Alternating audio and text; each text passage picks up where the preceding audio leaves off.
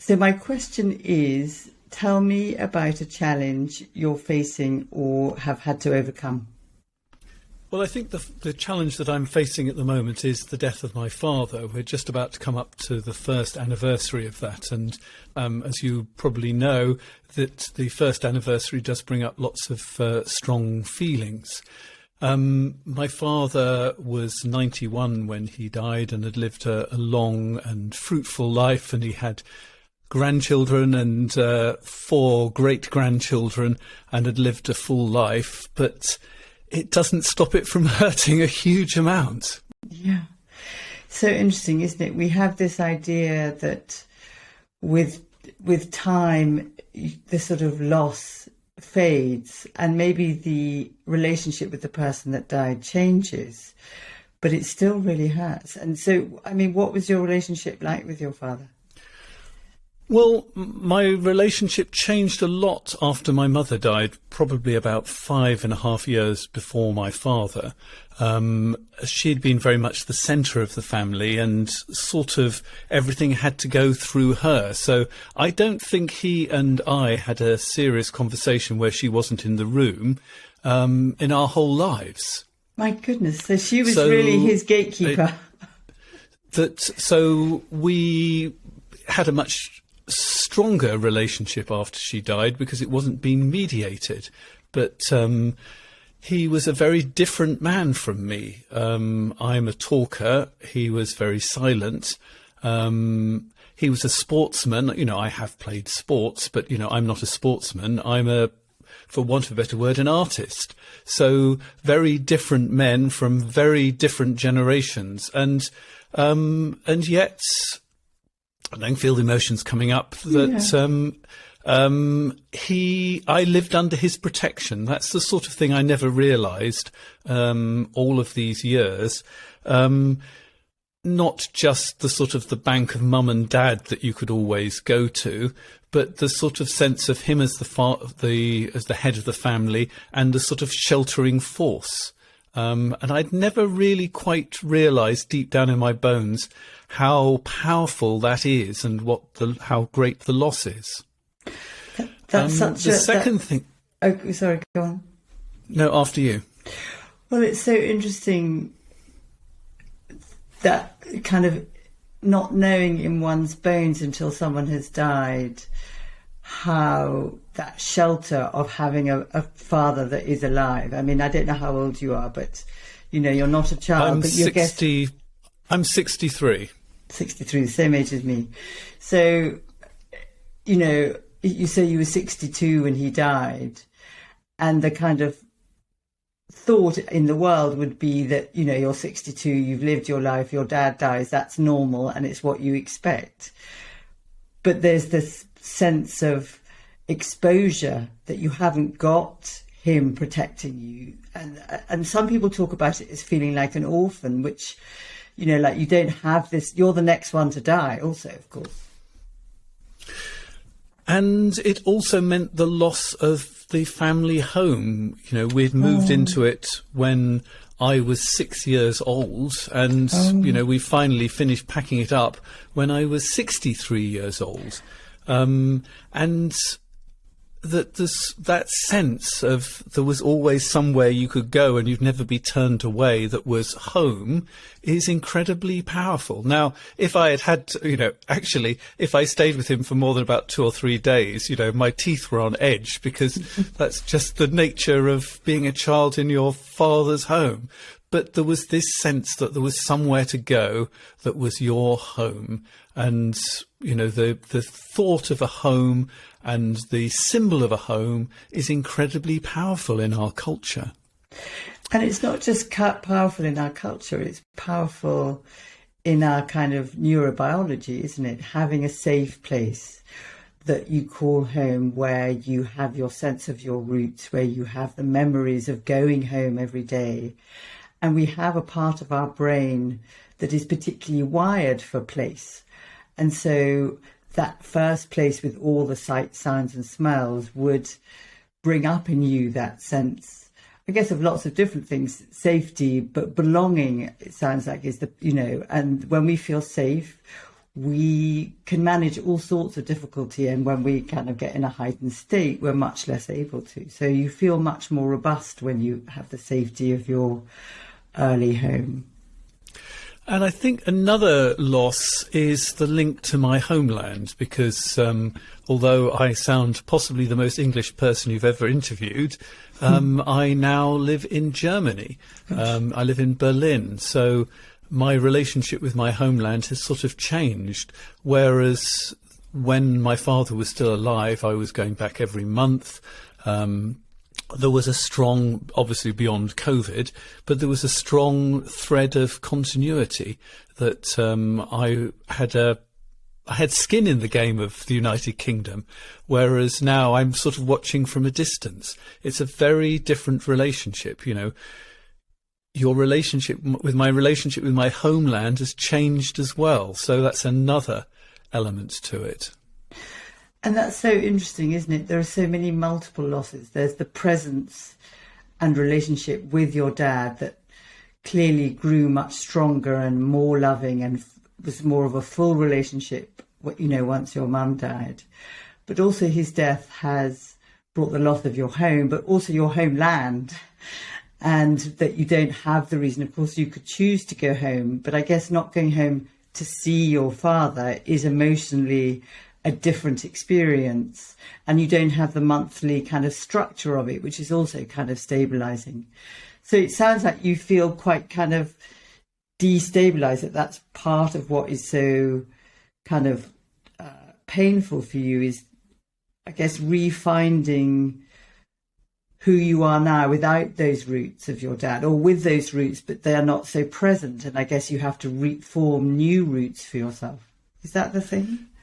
Yes, and there's another layer to it as well, which is that in short succession after my father died, one of my best friends died as well. She had cancer, and although it was expected, there was another loss there.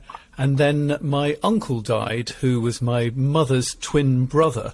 So I sort of felt, you know, I can cope with a bit of loss, but you know, then comes another loss and more loss too. You know, people say losses happen in threes, and I think that they say that for a reason. That so, you know, I've sort of had loss for breakfast, lunch, and tea. Oh, Andrew, that sounds so painful, and you know, a new loss will always bring back a previous loss.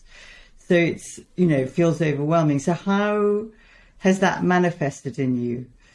How, you know, having loss for breakfast, lunch and tea, has it meant that you can't concentrate, you don't sleep, you're moodier? How's that internal destabilisation and loss shown externally? Oh, that's a really interesting question.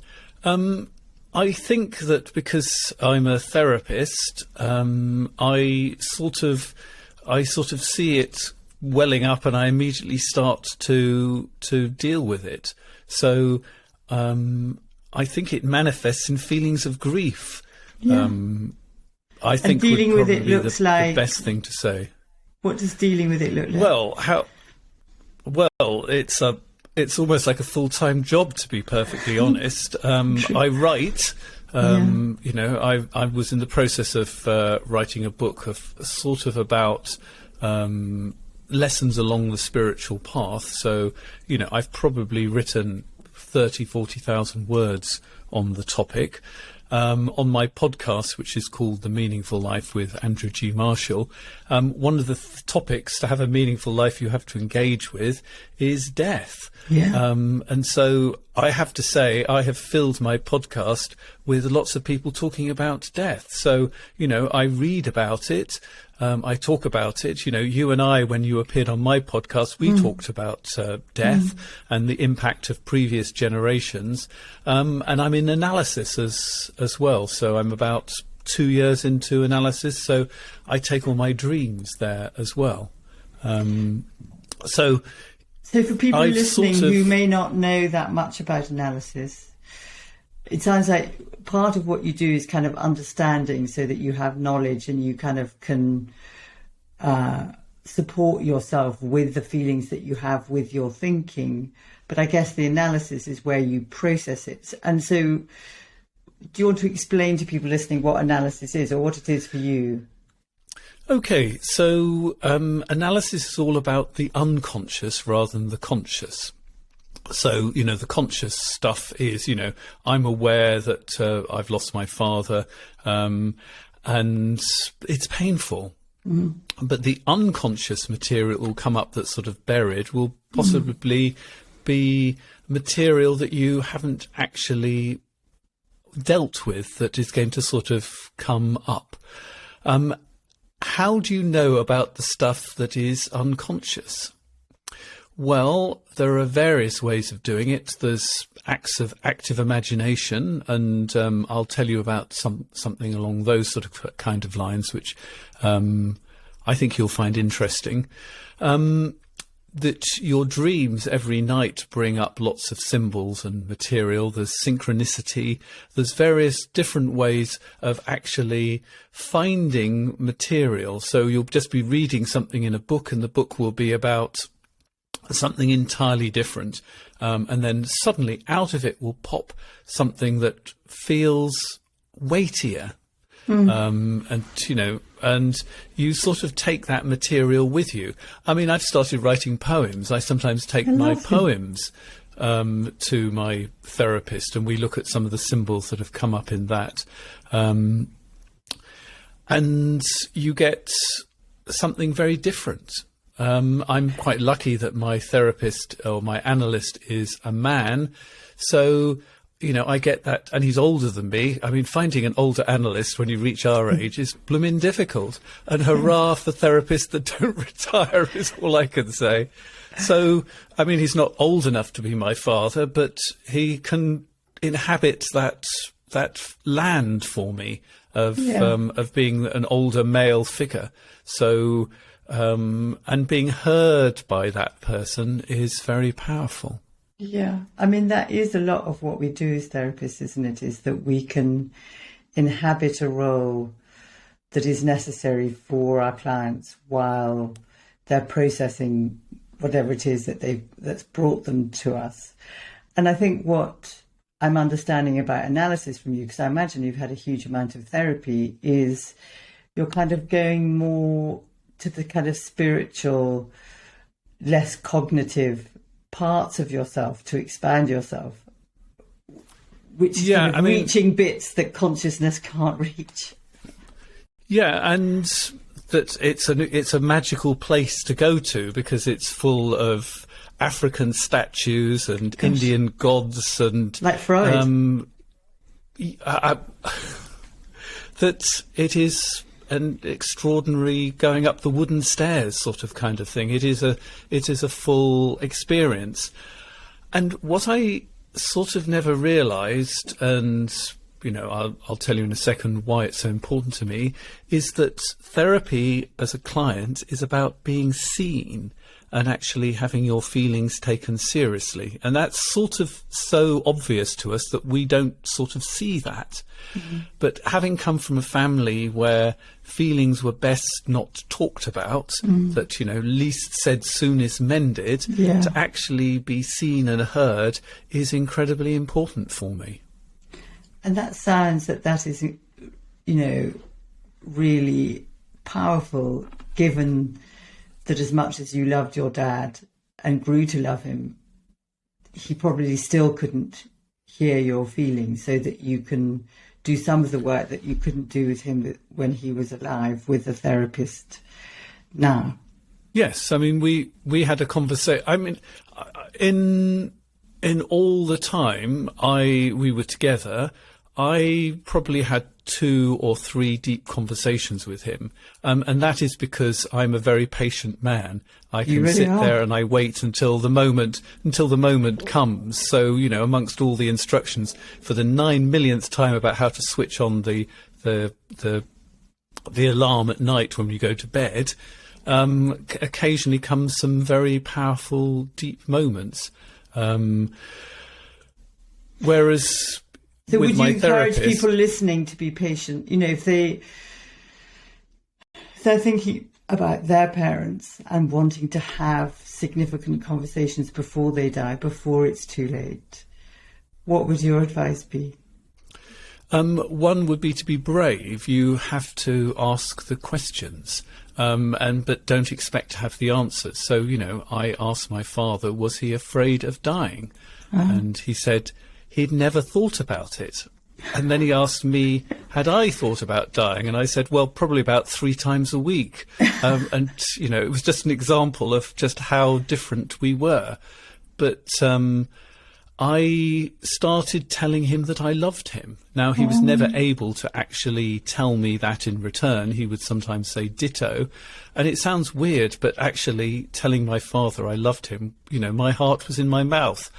I rationally knew that the world wasn't going to end, but it felt very powerful and very dangerous to say that. And took a lot of courage to kind of break through the family culture of, not only do we not talk about difficult feelings, but we don't talk about love. No, not at all. My mother never said, I love you to me. My father did. Did he? But my mother would say, we love you. And, I said to her, that's lovely, but it feels less powerful than saying, I love you. Yeah. And my father at that point, for the once in his life, was able to say it, but my mother couldn't. Oh, I feel so moved that he did say it. So you have that in your memory, your dad saying, I love you. Yeah, and he also apologised to me, which was quite extraordinary, that neither of my parents came to my partner's funeral. My partner died when I was in my late 30s, so over 30 years ago. And my father said to me also after my mother died, we didn't really understand how painful losing somebody was. Because, we hadn't really, obviously he'd lost his parents, but that didn't register to him. It was losing my mother, who was sort of the centre of his life. He realised just how difficult it was losing a partner, and, he apologised, which was the most extraordinary thing. But I never asked for anything. I just sort of went into that space and saw what happened. Sometimes nothing, and sometimes it did. But time and space is sort of what you need to give. And a commitment, right? And a commitment to dare to keep showing up, because there's part of you that could have thought, oh God, there's no point. He didn't do it last week, last month, and all the month before, and all the month before. So there's something about committing, like I'm going to keep on going. Yes. Yeah, that's one of the great things you learn as a therapist is patience. You just keep on going, If they're not ready this week, well, maybe they might be next week or in 6 months' time or whenever. Everything comes at the time it needs to come. And I certainly think... So something else... I just think something about the 21st century and where we are so impatient. We want results immediately. And because of iPhones and, all of the kind of speed of life, that we haven't got like the 18th century, like it takes, days to get somewhere, that we've somehow lost that capacity to slow down and be patient and wait and endure and try again and get up and fall over. And one of the advantages of moving to Berlin was that when I came, I was staying there for 2 or 3 days. So, there was time. It wasn't a flying visit to, clean the house, change the light bulbs and leave. I was there. And, we would eat meals together and we would talk, and most of the conversation... And have proper time. Just flying in or flying out, you don't have time to kind of go into it, allow him to be who he is, connect, step out, that move, that sort of dance, like in relationships, you need time, don't you? You can't just do that in a couple of hours. Yeah, I mean, I think our desire is that we're going to have this encounter, and stubborn old men don't work like that. They work on their own time level, and, you know, sometimes things come forward and sometimes they don't, and, you know, it sort of, in the bigger scheme of things, it doesn't matter. But I've also done a couple of things that are entirely different to, from the sort of things you might expect. So I, about 2 weeks ago, participated in a ritual burial. Have you ever heard of a ritual burial workshop? No, never heard of it. So there are about 50 of us in this workshop, and we were put into tribes. And within that tribe, there were about 5 people, and one person had to decide to be the elder, and the elder was going to die, and we were going to ritually bury this person. Wow. There was somebody who volunteered very quickly, so I didn't really have the chance to think, did I want to be a body or did I want to be a mourner? And we were given an active imagination. There was a soundscape and there was a script, and we woke up in our cave. This was back in the time when people lived in caves and lived in tribes, and we had to take off the clothes of the person who died, and there was warm water provided and little sponges, and we washed the body. And then we were given some precious oils, and we then, with our hands, rubbed the precious oil into the body. I mean, it was incredibly powerful because in the imagination, this really did feel like a dead body. And with my father, it was COVID time, so I couldn't be there. I'm so when sorry. When my partner died 30 years ago, I mean, literally within about 10 seconds of it happening, I was running away from that room. So I'd never really done this. We've sort of moved this over into professionals who do these kind of things. Families washing and anointing the body, and then they were lying on a cloth, and so we turned that into a shroud, and then we had to carry this body to the ancestral burial ground, which was, in this case, a whole set of mattresses in the corner, and then do sort of death rituals. And what I discovered in this, that just before we effectively moved off to carry the body, I mean, the person who decided to be the dead body was the biggest person in the group. Being German, was something like 6'6", and that we had body. to get extra Big help old body. to carry. Yeah. Big old body. Yeah. But before we started to try and carry it, I kissed the elder on the forehead. And I sort of, as I did it, I knew that that's what I wanted to have done to my father at the end, touching. but obviously couldn't. And this gave me a chance to process that and actually to do it in a different kind of way. And I mean, it was an immensely powerful workshop in lots and lots of other ways as well. Sounds so and that's moving. one of the great advantages. Yeah. Sounds so moving, Andrew, that it's never too late, that even though you couldn't have these rituals, which are so vital and so important in our grieving process, and often, I think, get kind of undervalued, but that you could go back and do it in a group of other people and in some way have a curative experience that repaired some of the absence of not being with your dad when he died and not having a proper funeral. And that's true of hundreds of thousands of people. So it sounds incredibly moving and brave of you to do it. Well, I was at a festival where there were lots and lots of different options, and, you know, I could have done other workshops at that moment, but once again, when I heard about this workshop, there was this strong feeling inside, and I thought, that normally means I need to go to this workshop. So you listen to your body, you let your body's instinct influence you.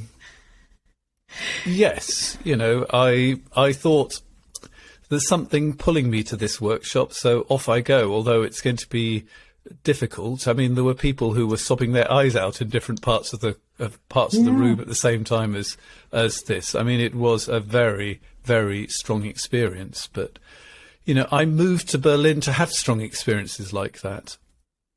And that's the wonderful thing about Berlin. If you want a workshop on ritual burial, you'll probably find one. And will you tell us the link so I can put it on the show notes, so if people do want to do something like that, they could find it? It was literally just created by somebody on that day. That was the first time it was ever done. That's the sort of creativity in the group that I belong to. That throws up these kind of options. There is another thing that I've been doing. You've been doing a lot to help deal with your father's death, which I'm sure our listeners really are fascinated by. Well, the main work, I think, is trying to... Obviously, you can't replace the protection of my father, but there is protection, and the protection comes from the tribe rather than necessarily just the next generation of the family. And by tribe, I mean people who think and act in a similar kind of way. So in a sense, this workshop was a gift from the tribe. It's was something very precious because it was sort of run by people I sort of know. So a sense of belonging is your tribe, isn't it? It's a sense of safety and belonging. Like, these are my people. Yes. You're not alone. Because the tribe is watching. The tribe has got your back, so to speak. Yeah. And the symbol of a tribe, like a pack, for me is the wolf. And so what I decided to do, and I'm about halfway through it at the moment, was to get a wolf head tattooed across my chest. My goodness. That is surprising. Can you show me? Are you going to show me on the video? I will show you on the video. It's only the outline. Tomorrow I go for the colouring in. But I mean, it is huge. Proper wolf black tattoo. Yeah. So just for people who can't see the video. Oh, it was complete and utter agony. I'll tell you about it in a second. Okay. But it's literally, the ears are just under my collarbone. The mouth and cheeks are just round by my nipples, and he actually goes down below the sternum. So we are talking a big tattoo. And I've never had a tattoo before. So, I mean, I went in I didn't go in the shallow end, shall we put it like that? No, I mean, it was incredibly painful. So tell me the psychological meaning of this. What is because the people often have tattoos, but they have in memory of someone, they have a little heart or a teardrop, but you've gone full on wolf all over your chest. Yeah. Yeah. So every morning when I look in the mirror, I cannot forget wolf, that I am not alone. That is the symbol. So you have a pack, you have others. I am not alone. Yeah, it's also about facing my fears as well, because my childhood fears were all about wolves. So I used to have nightmares all the time about wolves. So did you? That also, yes, that I once made a short film about it. I mean, I use everything, but. So it's also quite a powerful thing to do. I was afraid of wolves, and now I have a wolf across my chest. It's the first time that I've actually walked towards pain. We spend our whole lives basically navigating away from pain. We choose and we say, we don't actually consciously do this, but unconsciously we choose which is going to be the least painful option, and we go for that. Whereas, I actually walked towards this pain. I was on the tattoo bench that's about 3.5 hours worth of tattooing. I didn't run away from pain. I sort of, let's put it like this, embraced it. I accepted the pain. That was the word that came to mind, is that by embracing and daring to walk towards the pain, you in somehow, rather than being that frightened boy that had nightmares, I can see that kind of poor child terrified on the bed, you in somehow opened your chest, like your heart, to fully experience who you are. And in discovering that you can do that, as painful as it was, is in some way, is the word strengthening, embracing pain? What's the outcome? Well, I think you are a little less afraid of pain and, adversity and loss and everything else like that. It is a symbolic ritual that you go through. I sort of saw it a little bit like a ritual. And when I go back and do the second session, which is the shading and the colouring in, which is another 4 hours on the table. Goodness. I'm told it's not as painful. The outline is worse than the actual filling in. That I will sort of consciously think of it much more as a ritual, and sort of take along a picture of my father with me, so that I'm thinking about this as something where I'm not running away from the pain. And I think when it comes to the pain of bereavement, that is our tendency. We tend to run away from it. Yeah. The psychological components that you're talking about are so interesting, in the sense that, taking the picture of your father with you, that your relationship with him continues. And how I talk about, and many people talk about as therapists, it's by allowing ourselves to feel the pain that we heal. But also it feels like you're doing one step further than that. It's not just allowing yourself to feel the pain, but daring to push yourself in the way of pain.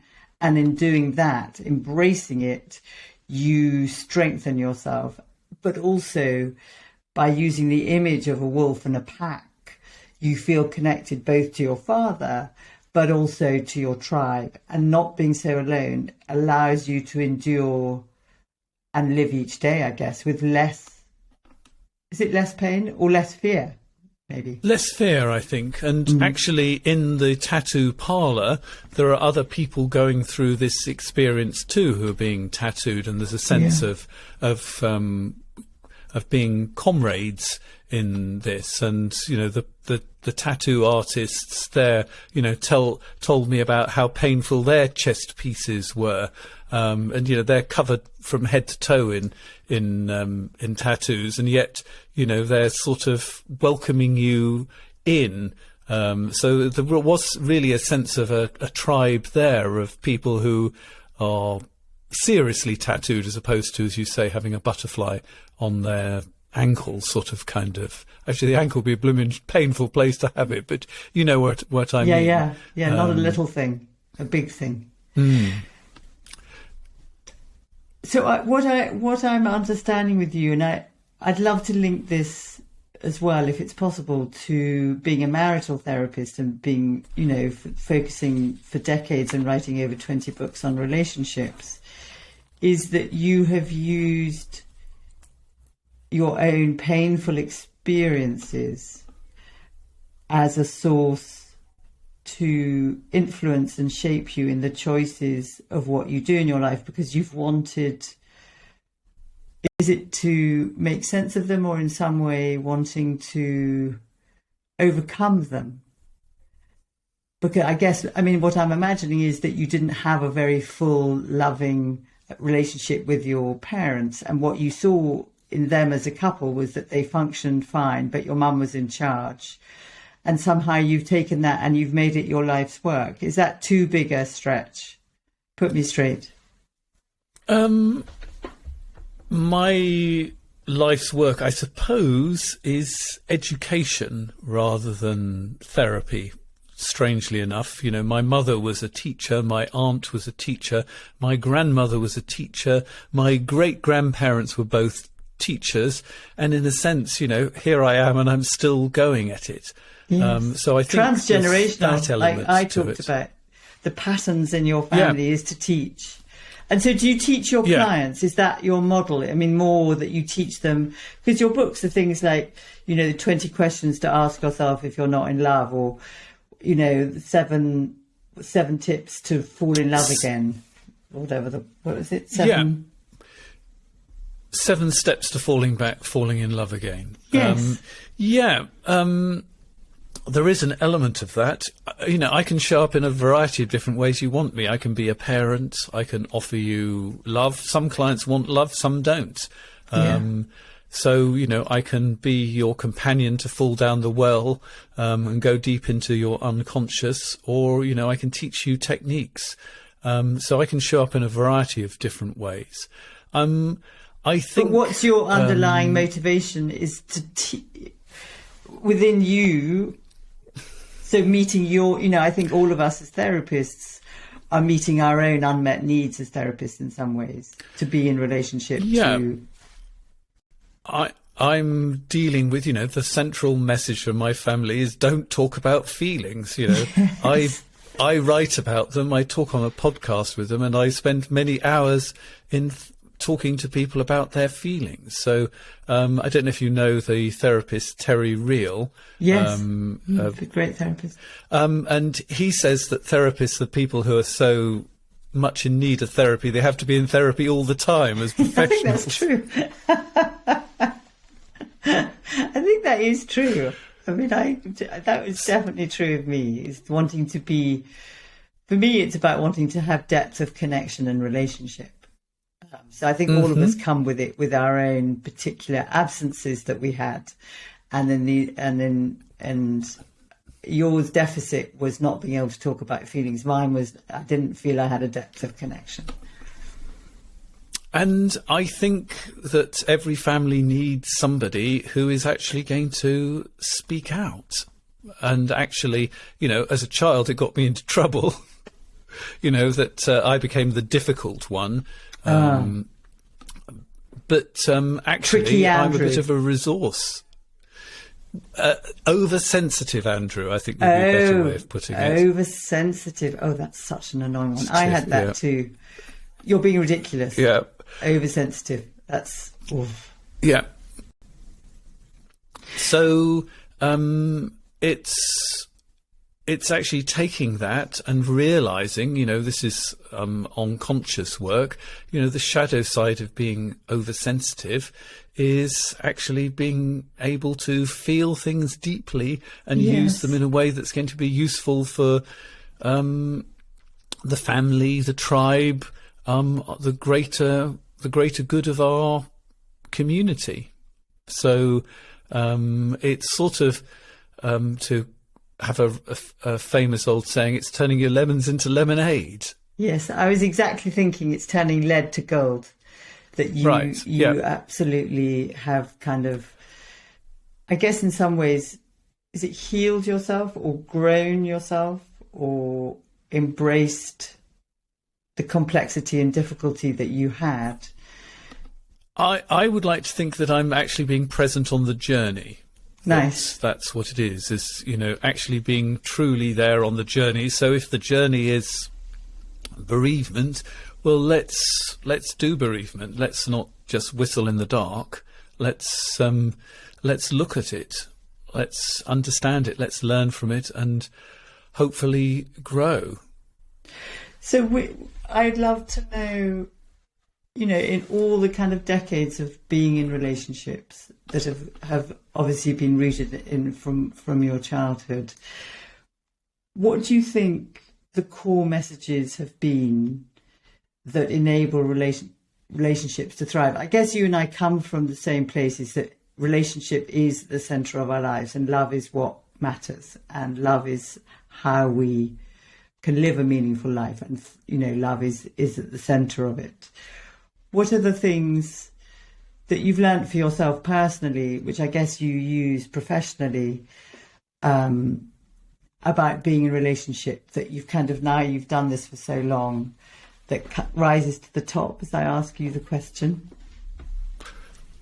Gosh, you don't half ask some deep questions. I am a therapist after all. I know. So what rises up to the top?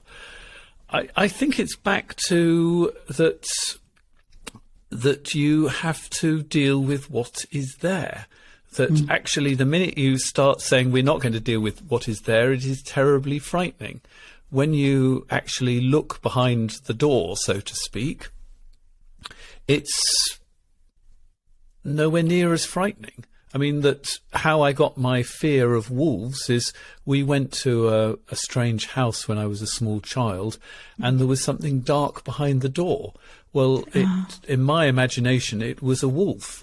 In reality, it was a winter dressing gown that was hanging on the back of the door. Andrew, gosh.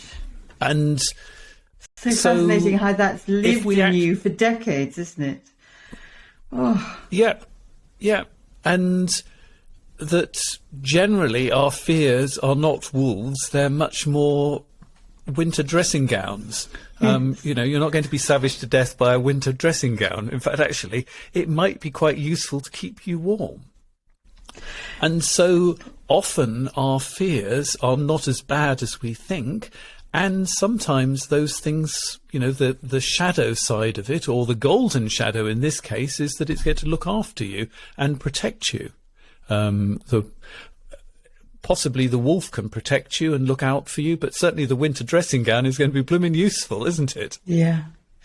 So in our couple relationships, or as parental relationships, or our friendships, when we actually talk about and face what is happening in this moment, rather than kind of get busy and avoid it, that is, in some ways, the richness. That's where the gold is. That's where the gold is. Yeah. And so, I suppose I'm interested in helping people find the gold. And generally, the way to find the gold is to go into the dragon's den, so to speak. Because the dragons and the witches have the gold. And yet we flee from there. And you, with your dad dying, which is what you brought as the challenge that you're facing, and you've told us what it was particularly about that's so difficult. And I guess what you've told us that really helps you is that you have faced that loss. I mean, your father's death brought multiple losses, which often deaths do, but you haven't kind of shut down and moved away from it in many ways, through the ritual, through writing, through analysis, through talking on your podcast to people about death. You kind of use many routes into yourself of both creative and learning. I mean, like being an educator, if that's what you are, you're also a learner. So you're constantly wanting to inform yourself so you can educate. And so I guess with your dad, this is an ongoing process. You don't get to an end where you go, I'm done with dad. Well, and I'm never going to be done with death, sadly, because, the people keep dying. And, one day it's going to be me in the bed around. And we can't run away from this topic, although our society sort of does its level best to do so, and possibly is one of the reasons why there is so much non-technical term sickness. Yeah. I mean, I really believe that we need to be talking about sex and birth and death and dying in equal measure. And that, I think we talk very badly about sex, often inaccurately, and use it to kind of sell things but not in a meaningful way. And we're frightened of talking about death. I think it is changing. People like you help change it. But again, and it you is the helped thing. change it too. I hope so. But I think, that book, Feel the Fear and Do It Anyway, like facing our fears, our own death, the death of people we love, is how we support ourselves not to have regrets, how we support ourselves to stay sane, maybe, that what we do to block the pain and fear of them is the thing that does us harm over time, sometimes through generations.